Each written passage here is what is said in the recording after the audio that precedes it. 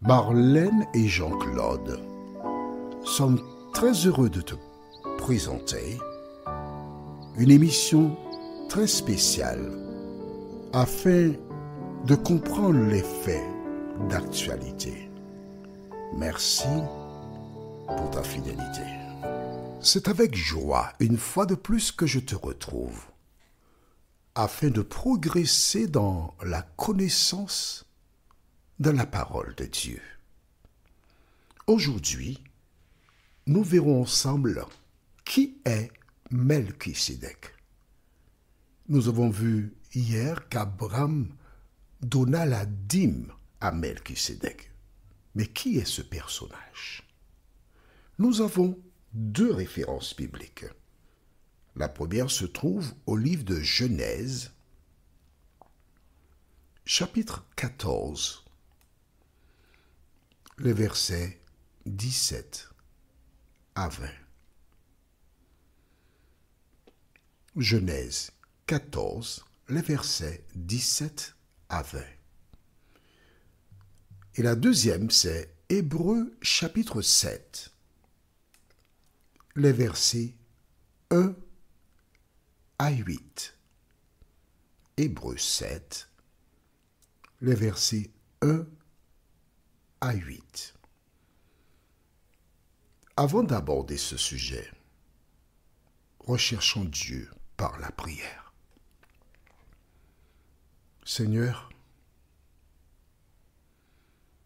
et je devrais dire Saint-Esprit,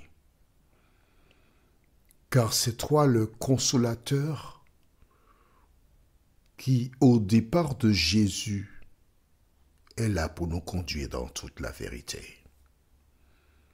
Alors que nous ouvrons une fois de plus la parole, merci de continuer de nous éclairer et de nous conduire dans toute la vérité, nous t'en prions. Au nom de Jésus et pour ta gloire éternelle. Amen. Nous prenons à nouveau nos Bibles et nous allons au livre de Genèse, chapitre 14, les versets 17 à 20. On y va.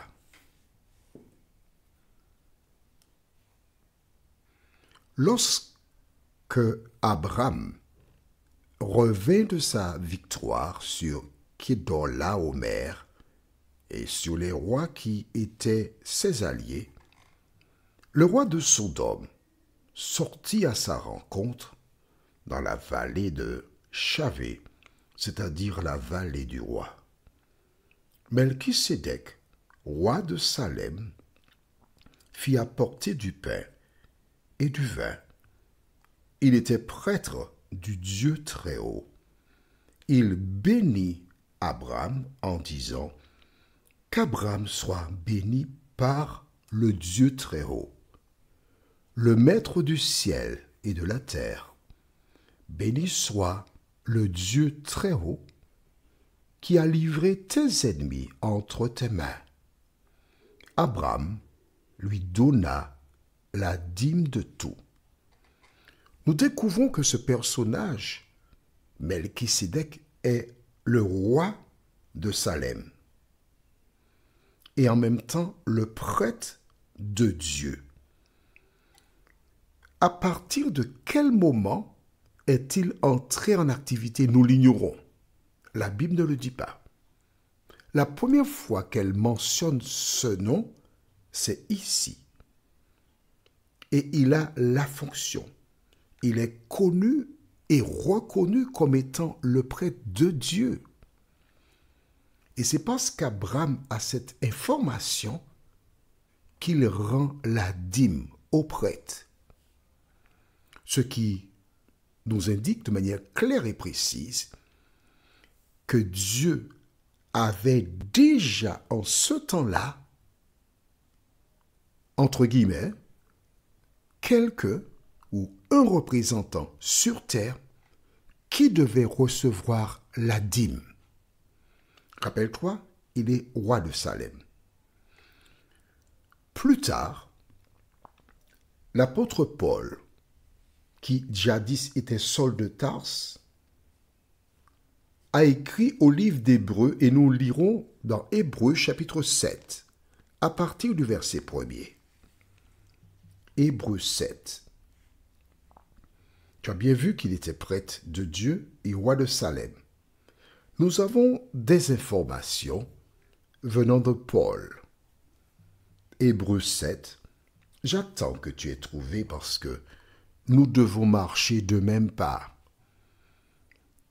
Et si d'aventure tu as une question, il y a quelque chose que tu n'as pas intégré, il te suffit d'envoyer un message par le biais de WhatsApp au numéro suivant, plus 596 696 88 93 93.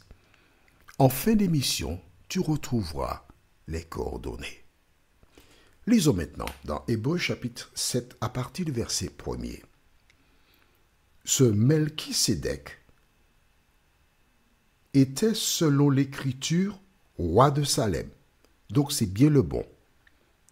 Nous avons lu précédemment dans Genèse 18 à partir du verset 17 qu'il était roi de Salem. Donc on a retrouvé le bon Melchisédek. Et prêtre du Dieu très haut. Bon, très bien, c'est vraiment l'homme. Ensuite, c'est lui qui a rencontré Abraham. Alors, au départ, Abraham, c'était le nom qu'il portait. Dieu a changé son nom d'Abraham pour qu'il devienne Abraham. Lorsque tu acceptes Dieu dans ta vie, tu es appelé à devenir une nouvelle créature. Et pour faire la différence entre l'ancien et le nouveau, il y a une transformation. Voilà pourquoi Dieu l'a appelé Abraham. Alors nous continuons. Tu vois, je t'explique pour que tu ne sois pas perdu. C'est lui qui a rencontré Abraham quand celui-ci revenait de sa victoire sur les rois et qui l'a béni. Ah, donc cet homme a béni. Il a donc une certaine autorité, un certain pouvoir. Verset 2. Et c'est à lui qu'Abraham a donné le 10e de tout son butin. Alors, je lis de la Bible le semeur, donc cela peut être différent de la Bible que tu possèdes, mais nous notons que la dîme, c'est le 10e, c'est-à-dire 10%. On continue le verset. Tout d'abord, le nom de Melchisédek signifie roi de justice. Oh là là, c'est intéressant. Melchisédek, ce nom veut dire roi de justice. Qui peut être roi de justice? Est-ce qu'un humain peut être roi de justice? Certainement pas. Donc forcément, c'est Dieu. Est-ce que tu as compris cela? Il est roi de justice. Mais continuons. Continuons. Allons lentement. Parce que l'objectif, c'est que tu comprennes. Ensuite, il est roi de Salem, ce qui veut dire roi de paix. Waouh! Il est roi de justice, roi de paix. Ça ne peut être que Dieu. Que penses-tu? Non, ne pense pas. Accepte. Verset 3. En outre, l'Écriture ne lui attribue ni père, ni mère, ni généalogie. C'est-à-dire, on ne peut pas savoir d'où il sort. Il n'y a pas d'extrait d'acte de naissance. Elle ne mentionne ni sa naissance, ni sa mort. Elle le rend ainsi semblable au Fils de Dieu et il demeure prêtre pour toujours. S'il demeure prêtre pour toujours, cela veut dire qu'il est comment? Alors, réponds-moi. Je t'attends. Hein? S'il demeure prêtre pour toujours, cela veut dire qu'il ne meurt pas, donc il est éternel. Et qui est éternel? Dieu. On est d'accord? Si tu as une question, je te dis, tu m'envoies un message par WhatsApp. Verset 4. Remarquez quel rang éminent occupait cet homme pour qu'Abraham, le patriarche, lui donne la dîme de son butin. Certes, la loi ordonne à ceux des Lévites qui sont prêtres de prélever la dîme sur le peuple d'Israël, c'est-à-dire sur leurs frères, bien que ceux-ci soient, comme eux, des descendants d'Abraham. Mais Melchisédek, qui ne figure pas parmi les descendants de Lévi, a reçu la dîme d'Abraham. En outre, il a invoqué la bénédiction de Dieu sur celui qui avait reçu les promesses divines. Or, incontestablement, c'est l'inférieur qui est béni par le supérieur. Amen. Alors, je t'explique brièvement, mais tu vas comprendre, c'est très facile, c'est simple. En sortant d'Égypte, il y avait 2 hommes à la tête du peuple. Le plus âgé, Aaron, mais celui par qui Dieu a fait des miracles, c'était Moïse. On est d'accord? Très bien. Ces 2 hommes étaient des descendants de la tribu de Lévi. Donc, ce sont des Lévites. Et ce sont ces hommes qui, plus tard, œuvraient pour recevoir des actions, etc., mais dans le sanctuaire. Et c'est à eux qu'on remettait la dîme. Or, Melchisédek n'était pas issu de la tribu de Lévi, puisqu'il est Dieu, rendu semblable à Jésus-Christ. Donc nous savons que celui qui est venu, ce n'était pas Jésus-Christ, mais Melchisédek, un autre. Il a reçu la dîme. Et c'est une démarche différente. Dans la Bible, et Paul le dit ici, selon la loi, ce sont les Lévites qui devaient recevoir la dîme.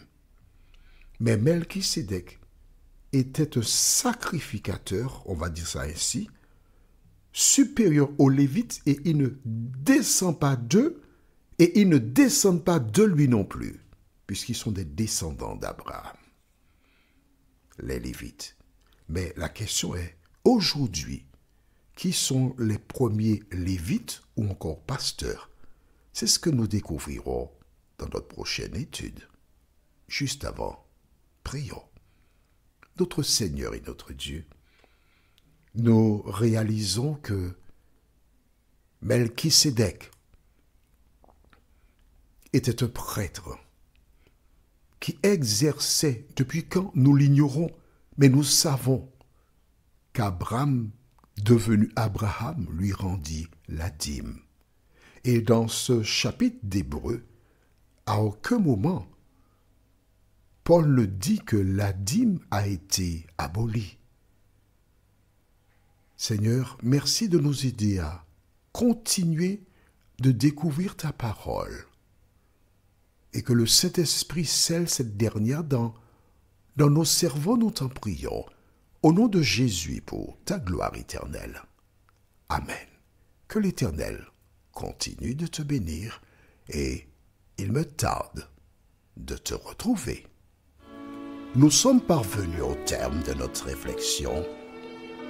Si d'aventure tu as une question, il te suffit d'envoyer un message par le biais de WhatsApp au numéro suivant, plus 596 696 88 93 93.